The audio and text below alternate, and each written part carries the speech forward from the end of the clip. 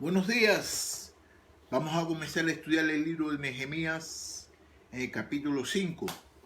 Pero recuérdense que la semana pasada estudiamos el 1, el 2, el 3 y el 4. Y si recuerdan lo que había sucedido con las personas que se habían opuesto a que reconstruyeran la muralla, las paredes del templo, ¿no? Las paredes de las ciudades. Y siempre se recuérdense de que siempre vamos a encontrar en nuestros caminos personas que se van a oponer a cuando estamos haciendo las cosas de nuestro Señor, de nuestro Dios. Siempre van a haber personas que se van a querer oponer. Entonces vamos a comenzar el capítulo 5. Pero los hombres del pueblo y sus esposas protestaron contra sus compatriotas judíos, pues decían: si contamos a nuestros hijos y nuestras hijas, en nuestra familia somos muchos y tenemos que pedir prestado el grano para poder comer y vivir. Otros decían, es tanta el hambre que padecemos que ya hemos hipotecado nuestras tierras, nuestras viñas y nuestras casas a cambio de alimentos. Otros se quejaban: hemos tenido que hipotecar nuestras tierras, nuestras viñas para pagar el tributo al rey. Aunque nuestro cuerpo es semejante al de nuestros hermanos y nuestros hijos son como sus hijos, nosotros hemos tenido que hacer de nuestros hijos y nuestras hijas esclavos al servicio de otros. Algunas ya lo son y no podemos rescatarlas porque nuestra tierra y nuestras viñas pertenecen a otros. Bueno, ay Dios mío, ¿qué cosa hice yo? Vamos a ver aquí qué hice yo.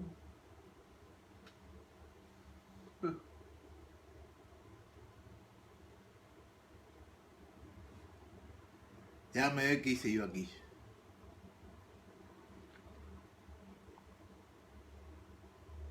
Bueno,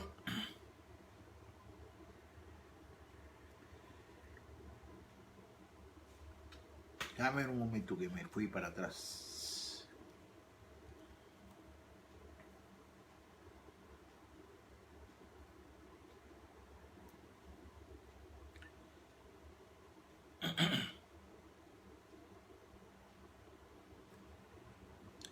Pero los hombres del pueblo y su esposa protestaron contra sus patriotas. Entonces, ¿por qué estaban protestando los hombres del pueblo? Pues algunos decían que estaban pasando hambre y que sus hijos no tenían que comer, sus hijos y sus hijas, ¿ok? Mira a ver aquí lo que dice aquí en el 3, ¿no? Otros decían: es tanta el hambre que padecemos que hemos ya hipotecado nuestras tierras, nuestras viñas y nuestras casas a cambio de alimento. Otros se quejaban que han tenido que hipotecar las tierras y sus viñas.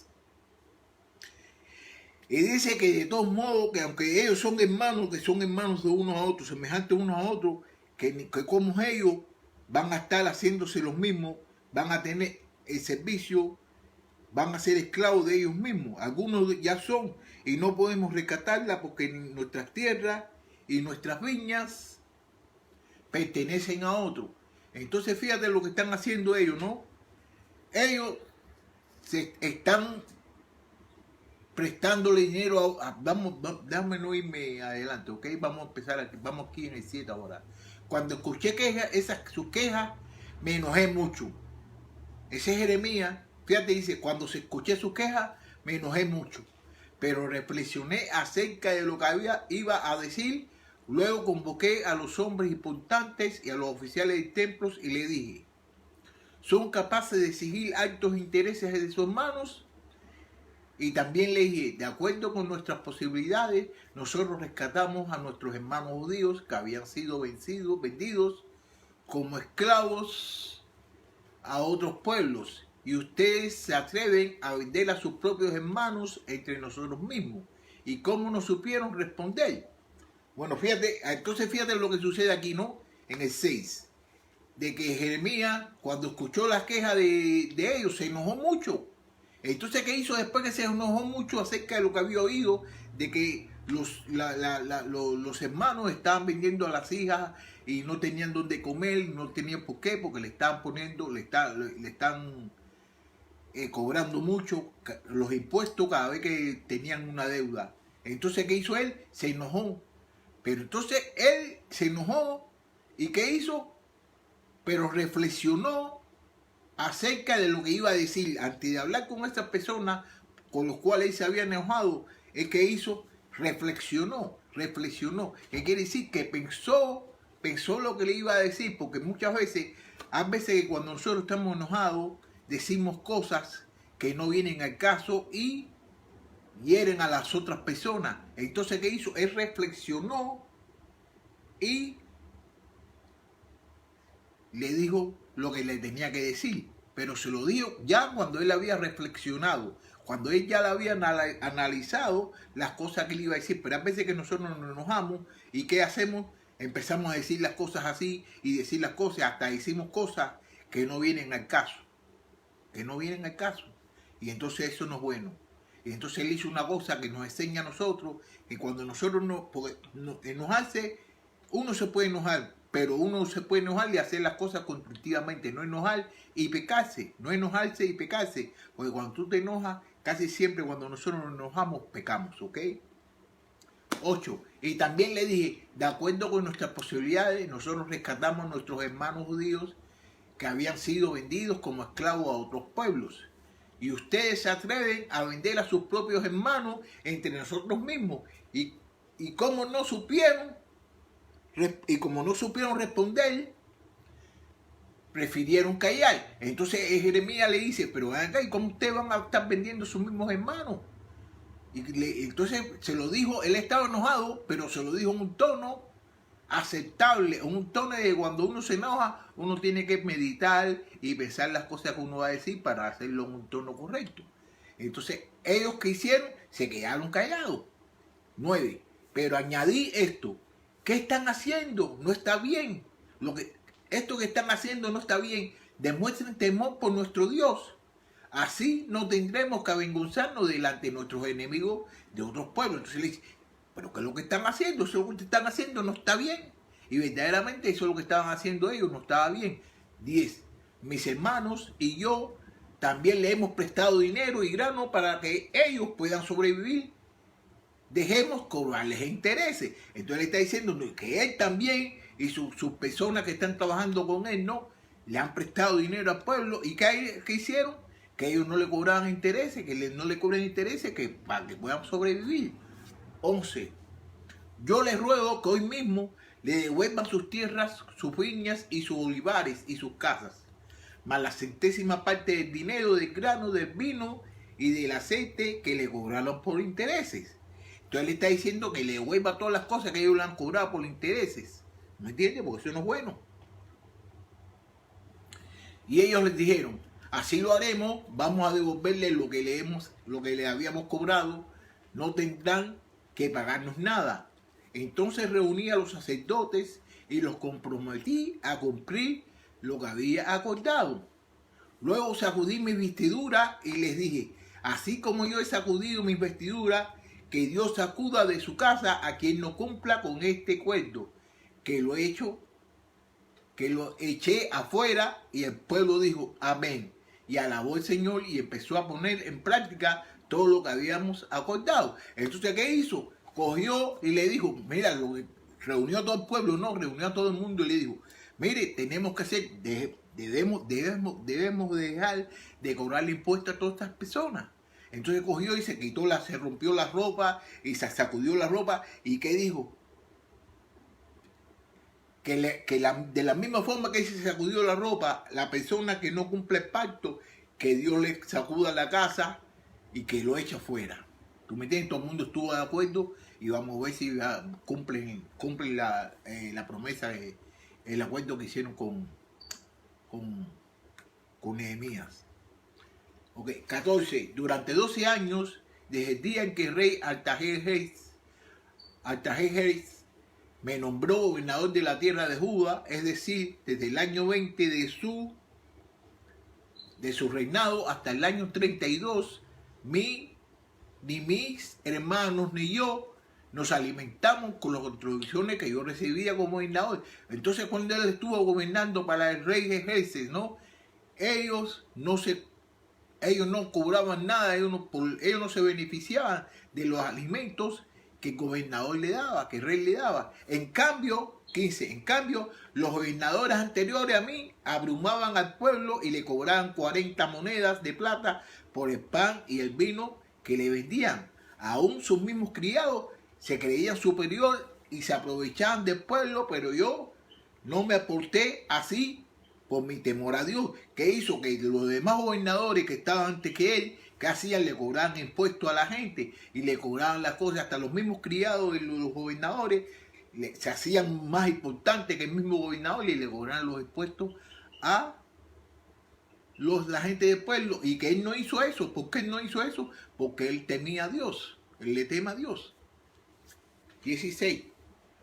Como parte del pueblo, a mis criados no nos tocó restaurar un tramo de la muralla, aún cuando yo no había comprado tierra. Entonces, ¿qué está diciendo? Que cuando ellos se vinieron de Babilonia, ¿no? Y que ellos no habían comprado todavía ningún tipo de tierra, no habían comprado ninguna tierra, no habían comprado nada, y ya ellos estaban construyendo las murallas. Y ustedes saben bien de que ellos estaban construyendo la muralla por cada lugar, por cada casa que estaban al frente construían la muralla. Entonces él no tenía casa, pero él estaba construyendo la muralla de todos modos. ¿Ok? 17. A mi mesa se sentaban 100 judíos y oficiales, más otros que venían de naciones vecinas. Cada día se mataba un buey y 6 ovejas engordadas. A mí me preparaban aves para comer y cada 10 días se servía un vino de abundancia. Sin embargo, nunca exigí que eso se pagara con las contribuciones a que tenía derecho como gobernador, porque la pobreza del pueblo era extrema. Dios mío, te ruego que no te olvides de mí ni de todo lo que he hecho por este pueblo. Que él está diciendo que cuando él estaba de gobernador, le mataban bueyes gordos, las ovejas gordas, y le preparaban algo de comer. Y todo eso venía de costo. Eso no le costaba nada a la gente del pueblo, porque sabía la pobreza que tenía el pueblo. Entonces está diciendo, Dios mío, te ruego que no te olvides de mí ni de todo lo que he hecho por este pueblo. Entonces él ha hecho muchas cosas por el pueblo, que nunca le cobró taxes, nunca le cobró cosas al pueblo por las cosas que él estaba haciendo. Hasta inclusive él estaba construyendo la muralla y él todavía no había construido el lugar donde vivir. ¿Ok? Capítulo 6. Cuando Sanbalat, Tobías, Gesem, el árabe, y nuestros enemigos supieron que habíamos terminado de construir las murallas y que se habían tapiado todas sus brechas, aunque aún no habíamos colocado las puertas de madera, me mandaron un mensaje que decía: queremos reunirnos contigo en algunas de las aldeas del campo de Ono. Fíjate, entonces, ¿quién era Sanbalat y quién era Tobías y el Gesem el árabe? Ellos eran los que se habían opuesto, ¿tú me entiendes?, para que Jeremías no hiciera la muralla. ¿Tú me entiendes? Ellos se habían puesto para que Jeremías no hiciera la muralla. Entonces, ¿qué hacen ellos? Le mandan un mensaje diciéndole que quieren reunirse con él, pero vamos a ver por qué ellos quieren reunirse con él. En realidad, lo que ellos querían era hacerme daño, dice Jeremías. 3. Así que mandé a decirle, no me es posible ir porque estoy en medio de una gran obra. Si fuera yo a reunirme con ustedes, el trabajo se detendría. Entonces él le manda a decir, yo no puedo ir con ustedes porque estoy en medio de una obra. Él sabía de que era para algo malo. ¿Tú me entiendes? Entonces no quería dejar de hacer lo que estaba haciendo por Dios y para el pueblo, para ir a hablar con esas personas, que esas personas estaban en desacuerdo en que se construyera la muralla. ¿Ok? Aunque ellos insistieron hasta 4 veces, mi respuesta fue siempre la misma. Pero Sanbalat insistió una 5ª vez y me envió un criado suyo con una carta abierta. Entonces, fíjate, Sanbalat Persistió como 4 veces más, ¿no? ¿Y qué hizo? Le mandó una carta con uno de sus criados. Y la carta decía así, la cual decía, versículo 6. Ha llegado a nuestras ciudades el rumor, y Gesén lo confirma, de que los judíos y tú piensas rebelarse y que por eso estás construyendo las murallas de Jerusalén. Según este rumor, tiene la intención de proclamarte rey. Fíjate lo que le manda a decirle él le manda a decirle en una carta con uno de sus criados. Ha llegado a nuestra ciudad el rumor y Gesén lo confirma. ¿Quién es Gesén? Gesén es el otro de no me recuerdo qué país es. Entonces fíjate lo que dice, y Gesén lo confirma, de que los judíos y tú piensan relevarse y que por eso están construyendo la muralla de Jerusalén. Según este rumor, tienen la intención de proclamarte rey. Entonces le está diciendo de que la intención de él es poner la muralla, ¿para qué? Para rebelarse y proclamarse él como un rey. ¿Ok? 7. Y hasta te has rodeado de profetas para que proclamen en Jerusalén que Judá ya tiene rey. Ten cuidado porque esto puede llegar a oídos del rey, así que van a hablar con nosotros para aclamar este asunto. Entonces está diciendo, ven y habla con nosotros para arreglar este asunto, porque va a llegar al oído del rey de que tú quieres hacerte rey. Ven y habla con nosotros. 8. Yo les respondí, esto que dices no es verdad. Tú mismo lo has inventado. Y es que nuestros enemigos querían amedrentarnos y desanimarnos para que no termináramos la obra de la restauración. Entonces fíjate, le dice, esto que tú estás diciendo, eso es mentira, ¿no? Eso lo has inventado tú. Y tú no sabes por qué lo estás haciendo, porque tú no quieres que nosotros continuemos con la obra de las murallas. ¿Tú me entiendes? Entonces lo querían desanimar. Y entonces, ¿qué sucede? Eso muchas veces a nosotros los cristianos nos sucede. De que hay personas que nos ven que estamos haciendo cosas para Dios y por Dios, y que estamos enfocados en lo que vamos a hacer por Dios, y ¿qué hacen? Empiezan a decir mentiras y a levantar calumnia y a estar diciendo una cosa al otro y diciendo otra cosa al otro en contra de lo que tú estás haciendo. ¿Por qué? Porque no sé por qué, pero están haciendo las cosas porque ellos lo quieren hacer y están yendo a lo contrario a lo que dice la palabra. 10. Poco después fui a casa de Semías, el hijo de Elaía y nieto de Mejatebel, que estaba encerrado en su casa. Al verme dijo, te aconsejo que vayamos a la casa de Dios y que cerremos las puertas, porque tengo entendido que esta noche tus enemigos vienen a matarte. Fíjate lo que le dice ahora a él. Fíjate lo que le dice. Fue a la casa de Semaías, el hijo de Elaí y el nieto. Entonces Semaías, fíjate lo que le dice Semaías. Que le aconseja que vaya a la casa de Dios, que vaya al templo y que cierre las puertas y que se esconda allí porque lo van a matar. El consejo que le da es que se coja y se esconda y que se esconda en el templo porque lo van a venir a matar. 11. Pero yo le dije, los hombres como yo no corren a esconderse y menos en el templo. No por salvar mi vida voy a esconderme. Entonces le dice, yo no voy a esconderme. Porque los hombres como él no corren. Y menos cómo va a ir al templo a quererse esconder. 12.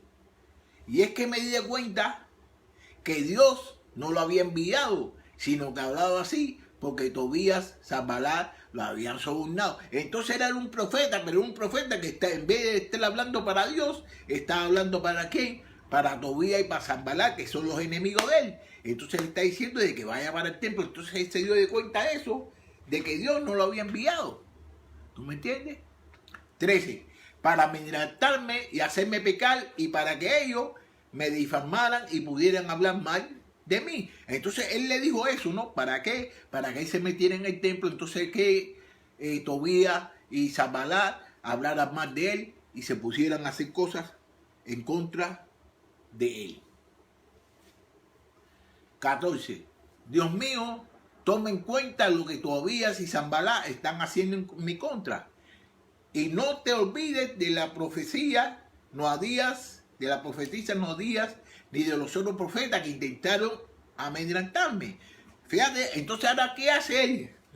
¿Qué hace él? Él hace lo contrario de que mucha gente hace. Que la gente toma la represalia por las manos. Él cogió y le dijo a Dios, Dios mío, toma en cuenta lo de Tobías y Sanballat y de todos los profetas, esos que han, profetas falsos que han profetizado en contra mí. Que lo tomes en cuenta tú, Dios mío, que lo ayude. Entonces, a veces de que nosotros queremos tomar represalia, queremos hacer las cosas por nuestra manera, cuando nosotros dejarle todas las cosas siempre a Dios. 15. A pesar de todo, la muralla quedó terminada el día 25 del mes de Elul. Tardamos 52 días. Fíjate, la muralla se terminó, ¿no? Y duraron 52 días. Y cuando nuestros enemigos de los alrededores lo supieron, se llenaron de miedo y humillados reconocieron que en la obra que habíamos hecho, Dios había estado presente. Por aquellos días se había intensificado el envío de cartas por parte de los jefes de Judá a Tobías y Tobías a ellos. Fíjate, entonces, ¿qué es lo que sucede? Entonces, porque muchos habían vuelto sus aliados, ya que él era yerno de Secanías, hijo de Ará, y por Jonás, su hijo, se había casado con la hija de Mesulán, hijo de Berequías. En mi presencia alababan sus buenas acciones, pero iban a contarle todo lo que yo decía, y todo me enviaban cartas, y Tobías me enviaba cartas intimidadoras. Fíjate lo que está sucediendo aquí ahora. Mira, cuando los enemigos se enteraron de que ellos ya habían terminado ya de hacer las murallas, ¿no? Y de que Dios estaba en la obra de ellos, ¿qué hacían? ¿Qué hacía Tobías? Pero ellos se mandaban, Tobías le mandaba cartas ¿a quién? A la gente del pueblo. ¿Por qué Tobías le mandaba cartas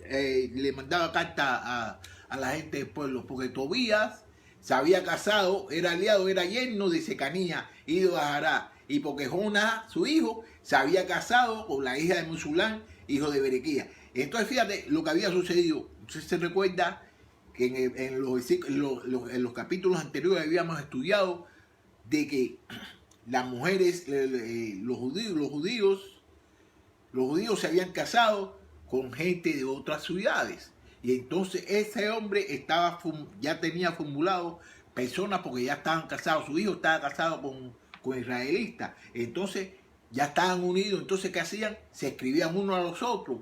Entonces, ¿qué hacían en el 19? Mira lo que hacían en el 19. En mi presencia alababan sus buenas acciones. Sí, porque él tenía buenas acciones. Él tenía buenas acciones, pero tenía una mala acción. ¿Cuál era la mala acción? De que él no quería que se construyera la muralla. Y entonces hablaban siempre de las buenas acciones que él hacía. ¿Me entiendes? Y también, ¿qué hacía? Le decían a Tobías todo lo que él decía. Entonces, eso es lo que hay veces que trae confusión, y eso no es bueno, de decirle una cosa a uno y de decirle otra cosa a otro, porque eso no es bueno, y eso es lo que trae confusión. Y entonces, ¿qué es lo que sucede? Que muchas veces la gente quiere estar bien con todo el mundo, quiere estar bien con este y quiere estar bien con el otro, y entonces empiezan a hablarle bien a este de uno y el otro empieza a hablar mal. Entonces le habla mal de uno al otro y le dice para estar bien con todo. Entonces así no puede ser, porque lo que forma es confusión y forma división. Aparte de eso, de que Tobías estaba opuesto a que se construyeran las murallas. Capítulo 7. Cuando terminamos de construir las murallas y colocamos las puertas, designamos a los porteros, cantores y levitas. Además escogí a mi hermano Hananí y a Hananías, un hombre recto y temeroso de Dios como ningún otro, que era jefe de la fortaleza de Jerusalén. Y le dije, las puertas de Jerusalén no deben abrirse antes que el sol caliente. Aunque haya gente que quiera entrar, cierren las puertas y corran los cerrojos. Luego de entre los que vivían en Jerusalén, escogí guardias para que vigilaran por turno el frente de sus casas. Esta decisión la tomé porque nuestra ciudad estaba muy extendida, pero poco habitada, pues muchas casas todavía no se habían construido. Entonces fíjate lo que sucedió, que él cogió y entonces no dejaba que entraran muchas personas de noche. Y entonces a cada persona que tenía en su casa lo puso de guardia. ¿Por qué? Porque la muralla estaba muy extendida, estaba extendida la cosa, pero no había muchas casas que se habían construido. ¿Ok? Entonces ponía guardias para que cuidar la ciudad. Entonces, el versículo 5. Entonces el Señor me llevó a reunir a los nobles y oficiales. Entonces el Señor me llevó a reunir a los nobles y oficiales y al pueblo en general para que fueran empadronados según su genealogía. Hallé el libro genealógico de los israelitas que habían vuelto antes y allí encontré anotados los siguientes nombres. Y la lista de la gente que Nabucodonosor había llevado cautiva a Babilonia y que ahora volvían a Jerusalén, a Judá, cada uno a su ciudad. Ahora vamos a ver la genealogía de la mayoría de todos esos israelitas que estaban allí, porque él encontró el libro. ¿Ok? Lo que vamos a leer prácticamente ahora es la genealogía de todos los israelitas que volvieron de Babilonia a Jerusalén y a Judá.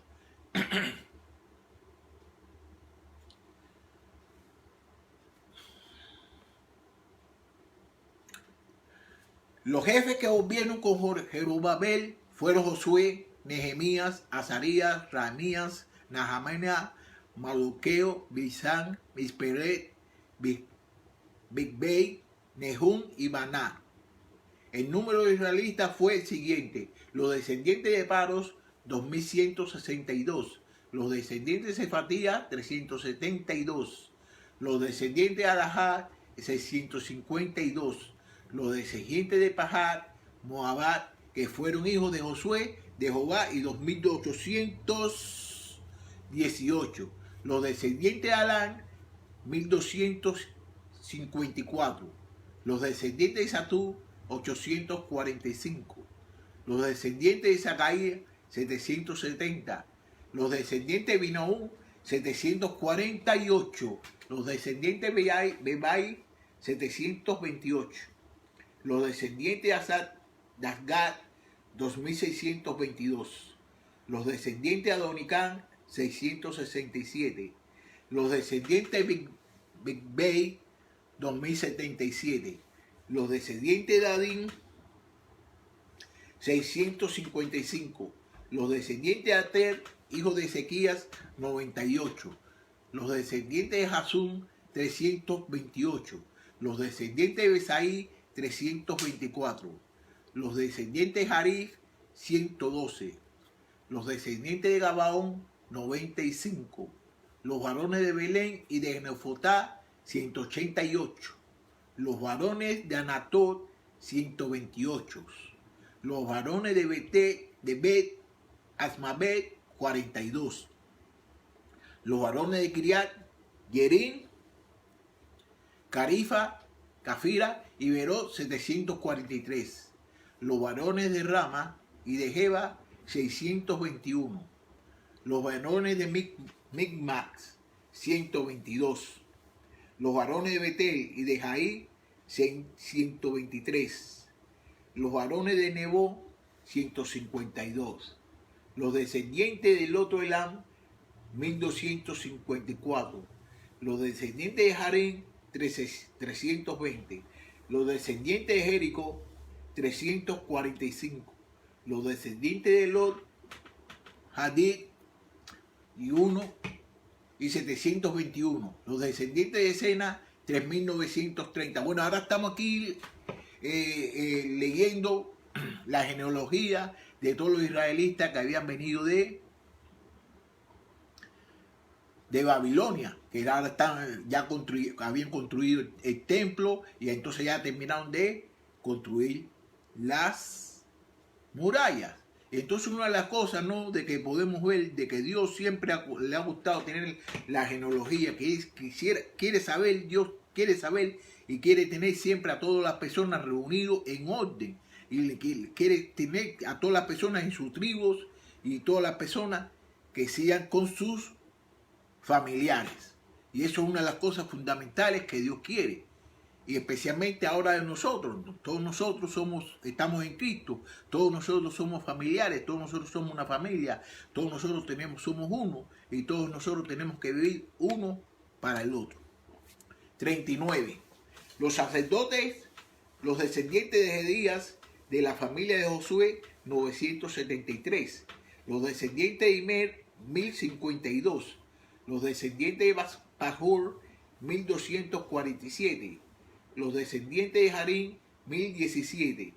Los levitas, los descendientes de Josué y de Cadimer, de la familia de Joabías, 74. Los cantores, ahora van los cantores.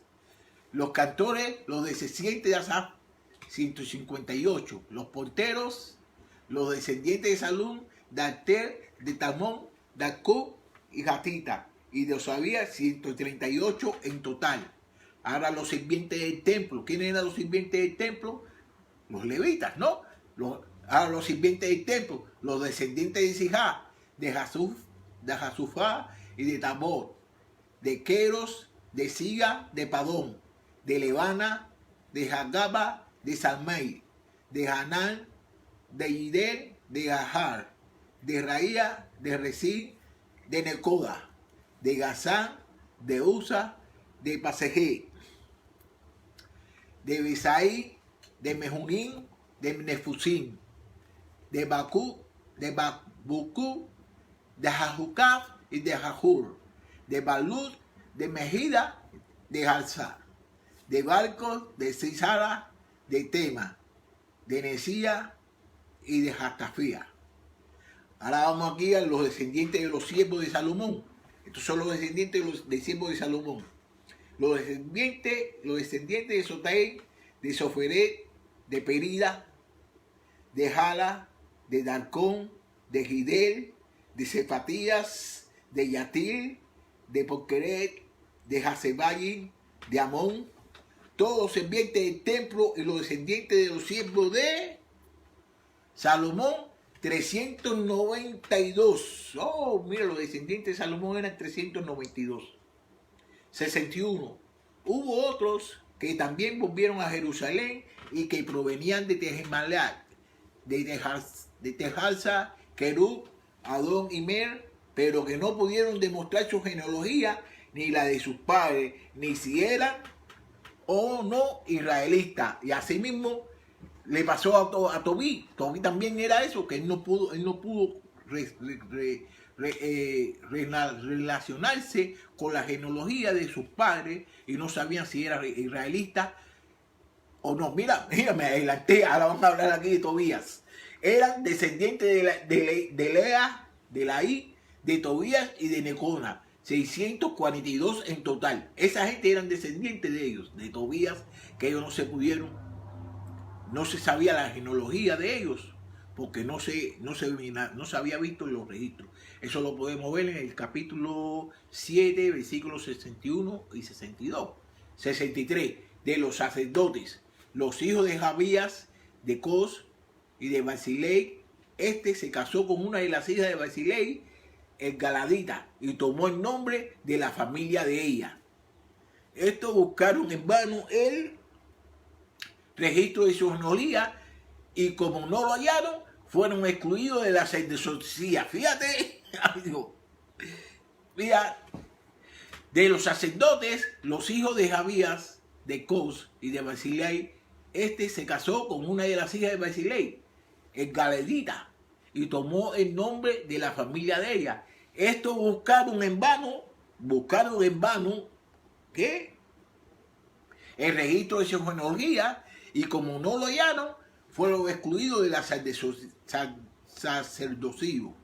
¿Qué sucedía? Que las personas de que ellos no lo encontraban en el registro, lo excluían de las tribus de los israelitas. Entonces a estas personas que ya mencioné a esa gente lo excluyeron porque no lo encontraron en la genealogía. ¿Ok? 65. Entonces el gobernador le prohibió comer de las cosas sagradas hasta que hubiera un sacerdote que pudiera consultar con el Urim y el Tumim. Fíjate, entonces que el gobernador no dejó de que comieran nada, ni que comieran nada de los sacerdotes, porque tenían que consultar con el Urim y el Tumim. ¿Qué cosa es el Urim y el Tumim? Vamos a ver. ¡Ay, Dios! Eso lo podemos ver en el libro de Éxodo, capítulo 28, versículo 30. Y dice así: en el pectoral de juicio pondrá el Urim y el Tumim, para que cuando Aarón se presente ante el Señor, lleve siempre en su corazón el juicio de los hijos de Israel. ¿Ok? También lo podemos ver en el libro de Testimonio, capítulo 33, versículo 8. A Leví le dijo: que sean el Urim y el Tumim para tu nombre y fiel, aquel a quien pusiste a prueba en Masá, aquel con quien contendiste en Mirá. ¿Ok? 66. El total de la comunidad era de 42.360 personas. Fíjate, eso eran... El total de la comunidad era 42.360 personas. 70 personas. Sin tomar en cuenta a los siervos, hombres y mujeres, que sumaban 7.337, entre los cuales había 245 cantores y cantoras. Cantores y cantoras. En ese tiempo habían cantado, los hombres cantaban y las mujeres. Habían 45 cantores y cantoras. ¿Ok? Llevaban 736 caballos y 245 mulas. 435 camellos y 100.720 años. 70. Algunos jefes de la familia más importantes dieron sus ofrendas para la obra de la reconstrucción. El gobernador entregó el tesoro, 1.000 dramas de oro, 50 tazones y 530 vestiduras a sacerdotales. 71. Los jefes de la familia aportaron al tesoro 170 kilos de oro y 1.210 kilos de plata. El resto del pueblo entregó 160 kilos de oro, 1.100 kilos de plata y 67 vestiduras sacerdotales. 73. Los sacerdotes, los levitas, los porteros, los cantores, parte del pueblo, los sirvientes del templo y el resto de los israelitas habitaron respectivamente ciudades. Vamos a ver aquí, ¿qué dice aquí? Respectivamente ciudades. Ok, eso lo podemos ver en el libro de Crónicos, Primera de Crónicas, capítulo 9, versículo 2, donde dice: los primeros en asentarse en sus patrimonios familiares en la ciudad de israelita fueron los sacerdotes, los levitas y los sirvientes del templo. Y también lo podemos ver en este mismo libro, lo vamos a ver en este mismo libro que va a ser en el capítulo 11, versículo 3. Esta es la lista de los jefes de las provincias que se quedaron a vivir en Jerusalén. En las otras ciudades de Judá se establecieron en sus respectivas tierras los sacerdotes, los levitas, los criados del templo, los descendientes de los siervos de Salomón. ¿Ok? En el séptimo mes del año, todos los israelitas se habían establecido ya en sus ciudades. Fíjate, en el séptimo mes del año, todos los israelitas ya se habían establecido en sus ciudades. Entonces, ahora una de las cosas, ¿no? Ya terminamos aquí el capítulo 7. Entonces la semana que viene vamos a empezar en el capítulo 8. Y este es el capítulo que más me gusta a mí de este libro. Y este es un capítulo, el capítulo 8 del libro de Nehemías es uno de los ¿cómo se llama esto? De los capítulos que más me gusta a mí de la Biblia, porque aquí vamos a ver, en este capítulo que vamos a estudiar la semana que viene, vamos a ver cómo Nehemías, cómo Esdras empieza a enseñar la palabra de Dios, porque muchos de ellos no sabían acerca de la palabra de Dios. Pero ahora vamos a ver aquí que esto es un ejemplo, vaya, el capítulo que vamos a estudiar la semana que viene va a ser un ejemplo para nosotros de cómo nosotros debemos estudiar la palabra de Dios y cómo qué nosotros podemos hacer cada vez que nosotros escuchamos la palabra de Dios. Porque una cosa que le quiero decir, la palabra de Dios nos transforma a todos nosotros. Si no te transforma es porque tú no estás entendiendo la palabra de Dios. Pero la palabra de Dios transforma a todas las personas. Si tú pones en práctica lo que tú estás aprendiendo, lo que tú estás enseñando y lo que tú estás adquiriendo de la palabra de Dios, porque la palabra de Dios es para transformar a todos nosotros nuestros corazones. Y si nosotros estamos estudiando, no nos estamos transformando, ya vamos a ver. Entonces, en la semana que viene vamos a conversar en Esdras, capítulo 8, que es uno de los capítulos más preferidos míos, acerca de la palabra de Dios. Mucho gusto con todas las personas que me están mirando aquí en Facebook y nos vamos a ver la semana que viene estudiando el capítulo 8 y no se lo pierdan, que va a estar bueno y me gusta mucho, y si quieren pueden empezar a leerlo ustedes para que se den de cuenta de lo que yo voy a hablar la semana que viene y de lo que vamos a estudiar. Ahí nos vemos. Muchas gracias por la atención prestada.